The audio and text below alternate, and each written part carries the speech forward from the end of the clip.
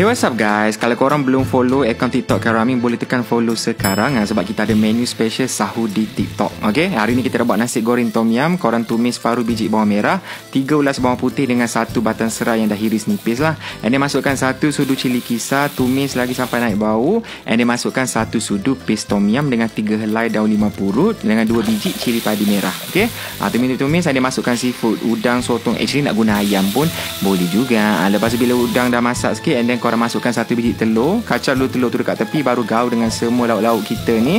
And then masukkan 1 mangkuk nasi. Ni nasi berbuka semalam pun tak ada masalah, boleh guna. And then korang masukkan sos tiram sikit, lepas tu pecik-pecik sos ikan sikit. And last sekali kita masukkan sayur. Yang aku guna ni sawi lah, nak letak kangkung semua pun tak kisah. And siap lah kita punya nasi goreng tom yum ni. Bau dia harum semerbak. Kalau bangun pagi sahur macam mengantuk kan, yang ni memang confirm terbeliak mata. Rasa masam, pedas, sikit tom yum semua tu memang sedap. Okay, selamat bersahur.